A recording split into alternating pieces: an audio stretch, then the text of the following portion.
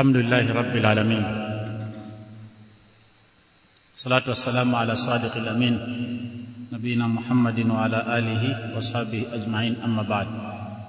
يقول الله تعالى في محكم كتابه تنزيل: وربك يخلق ما يشاء ويختار ما كان لهم الخيرة سبحانه وتعالى عما يشركون. Mzangu Islamu, Allah nasema kwa aya ambayo nilisoma, ambayo inapatikana kwenye sura al-Qasas: wa rabbuka yakhluqu ma yasha'u wa yakhtar, na Mola wako ewe Muhammad, yakhluqu, yeye ndiye huumba, ma yasha'u, anachokitaka, anavyotaka, wa yakhtar, na yeye ndiye huteua na kuchagua kwa kukihusisha na fadhila yote anayotaka, anachokitaka.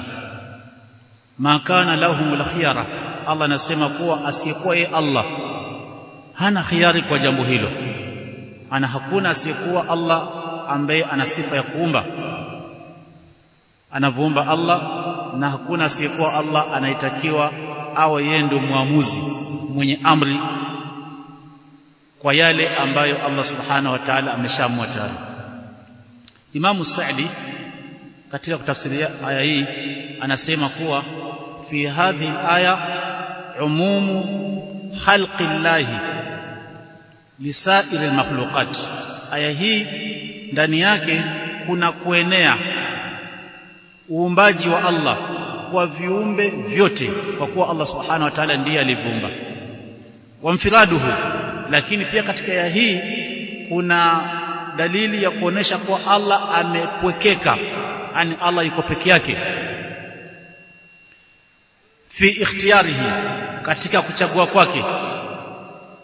Man yakhtaruhu, atakayemchagua. Wa yakhtasuhu, na kisha Allah akamkhusisha kwa fadhila fulani, kwa daraja fulani, min al-ashkhasi, miongoni mwa wanadamu, wal awamiri, na miongoni mwa amri, wal azmani, na miongoni mwa zama, wal amakin, na miongoni mwa sehemu. Kwa Allah baada ya kuumba wanadamu wote, yeye akachagua baadhi ya wanadamu akawafanya kuwa hawa ni bora kuliko wengine, akawaita kuwa ni manabii na mitume. Hakuna anayeweza kuingilia uamuzi wake Allah, kwanza kumjadili kuwa mbona ukachagua huyu, haukuchagua huyu. Lakini pia Allah yeye baada ya kuumba zama zote akachagua kuwa katika miezi 12 kuna miezi 4 mitukufu. Kwa hivyo hawezi kuingilia uamuzi wa Allah ya kuwa mbona akachagua hizo miezi na asichague miezi mingine. Lakini pia Allah baada ya kuumba ulimwengu mzima akachagua kuwa kuna sehemu ambazo ndio tukufu, akaziita al-Haram, ya kwanza ikiwa ni al-Kaaba na al-Haramul Makki, na pili ni al-Masjidu an-Nabawi, al-Haramu al-Madani. Kwa hivyo ni sehemu ambazo Allah subhanahu wa ta'ala amezichagua na akazifadhilisha kuliko sehemu nyingine yote hapa duniani. Huu mwezi ambao sasa tumeingia ndani, mzangu Islamu, ni moja katika hizo miezi ambazo Allah amezichagua na akazifanya kuwa ni katika miezi 4 mitukufu. Mwezi huu unaitwa mwezi wa Rajab. Sasa Muislamu anaweza kujiuliza kuwa baada ya kujua ya kuwa kumbe tumeingia ndani ya mwezi wa Rajab ambao ndio mwezi mtukufu kati ya miezi 4 mitukufu, je, ni jambo lipi ambalo Allah subhanahu wa ta'ala ametuambia ya kuwa yatakiwa tulifanye tukijijua ya kuwa tuko ndani ya mwezi mtukufu? Allah hakutuacha hivyo, alituambia kwenye sura at-Tauba. Allah alipokuwa anazungumzia kuhusu miezi mitukufu akasema, inna iddata shuhuri 'inda Allahi 12 shahran fi kitabillah, idadi ya miezi mbele ya Allah subhanahu wa ta'ala ni miezi 12. Allah akaeleza kuwa katika hizo miezi 12 amechagua miezi 4 ndio mitukufu. Sasa katika hizo miezi minne mitukufu Allah akasema fala tadhlimu fihinna anfusakum, msizidhulumu nafsi zenyu ndani ya hizo miezi mitukufu. Kudhulumu nafsi maana yake nini? Kudhulumu nafsi maana yake ni kutofanya jambo lolote ambalo Allah amekuamrisha, kwa sababu utakuwa unafanya kosa ambalo ni kuingiza nafsi yako katika nini? Katika maangamivu. Unaifanya nafsi yako istahiki adhabu mbele ya Allah kwa kuwa hujafanya jambo la wajibu. Mfano, ukaacha kuswali na ile hali unatakiwa uswali swala faradhi, hapo umedhulumu nafsi yako. Lakini pia kudhulumu nafsi ni kufanya jambo ambalo ni haramu, pia ni kuidhulumu nafsi, kwa sababu unaisababisha nafsi yako iingie katika hatari ya kuadhibiwa kwa kufanya maasi hayo. Lakini pia kudhulumu nafsi ni kufanya ubaya wote mbali na kule kufanya maasi ya kumasi Allah, lakini hata kudhulumu ndugu yako Muislamu, mwanadamu yeyote, ni dhulma hiyo, kwa sababu unaisababisha nafsi yako katika hatari ya kuwa iadhibiwe kwa sababu ya hiyo dhulma uliyomfanyia mwenzako. Kwa Muislamu asifanye dhulma yote ndani ya miezi hii. Hili ndio jambo ambalo Allah anatuambia. Mpaka hapo ishaeleweka. Lakini sasa kwa masikitiko, ndugu zangu Waislamu, tena masikitiko makubwa zaidi, huu mwezi wa Rajab katika miezi yote mitukufu ambao ni minne, kwa sababu kuna Dhulqaada, kisha kuna Dhulhijja, kisha kuna Muharram. Hizi ni miezi minne mitukufu mfululizo zimefuatana, mwezi wa 11, 12 na mwezi wa kwanza katika kalenda ya Kiislamu. Kisha sasa kuna Rajab huu ambao uko kando kabisa, mwezi wa 7. Rajab, mwezi wa 7 kwa kalenda ya Kiislamu. Huu mwezi wa Rajab kwa masikitiko makubwa ndio mwezi ambao umejaa bid'a nyingi sana ndani. Ndio mwezi ambao umejaa bid'a nyingi sana ndani. Na ndio sababu tukaona kuwa tangu mwanzo wa mwezi huu, kwa kuwa tumeingia ndani ya mwezi huu, tuko mwanzo kabisa, tukumbushe Waislamu kuhusu mambo ambayo hufanyika ndani ya mwezi huu na ambayo si katika dini, lakini kuna baadhi ya Waislamu wanafanya wakichukulia kuwa ni dini. Lakini kwa vile mwezi bado ndio tuko mwanzo, tutaeleza haya mambo kidogo kidogo mpaka Waislamu waelewe, na tushaikueleza siku zingine. Mambo ambayo hufanyika katika mwezi wa Rajab miongoni mwa bid'a ni kufunga. Rajab si mwezi ambao ndani yake kuna sunna mahsusi ya kufunga kwa ajili ya Rajab. Anasema Ibn Taymiyyah rahimahullahu ta'ala kwenye kitabu chake cha Iqtida'u Siratil Mustaqim juzu ya 2, anasema ya kuwa inna ittikhadha shahri Rajab musiman bihaythu, anasema Ibn Taymiyyah kuwa hakika kule kufanya mwezi wa Rajab ya kuwa ni msimu, bihaythu yufradu, hivi kwamba mwezi huo unapwekeshwa, yani unahusishwa bisawmi, kwa saumu special kwa ajili ya mwezi huu. Anasema amrun makruhun, ni jambo ambalo limechukizwa na limesemwa kuwa ni jambo la chukiza ani al-Imam Ahmad, na aliyesema hivyo ni Imam Ahmad wa ghairihi, na pia mpokewa kwa maulama wengine wa sunna asiyekuwa Imam Ahmad, ya kuwa ni makosa Muislamu kuwa yeye miezi mingine yote hafungi, mwezi wa Rajab ukifika tu hivi ndio sana anasema sasa ndio naanza kufunga. Kwa hivyo ikawa amehusisha mwezi wa Rajab kwa kufunga. Ibn Taymiyyah anasema kwa jambo hilo jambo ambalo limechukizwa, yani limesemwa kuwa ni makruh, la chukiza na maulama wa sunna. Lakini Ibn Rajab naye akasema ya kuwa amma siyamu, ama kufunga, ani kufunga mwezi wa Rajab, anasema falam yasih fi fadli sawmi Rajab bikhususihi عن النبي صلى الله عليه وسلم ولا عن أصحابه. Ama kuhusu jambo la kufunga ndani ya mwezi wa Rajab, kisha ikahusishwa saumu hiyo na mwezi wa Rajab, Ibn Rajab anasema kuwa jambo hilo hakuna dalili yoyote sahihi kutoka kwa Mtume sallallahu alaihi wasallam ya kuwa Mtume alikuwa mwezi wa Rajab akiufunga, ama Mtume alisema kuwa fungeni mwezi wa Rajab.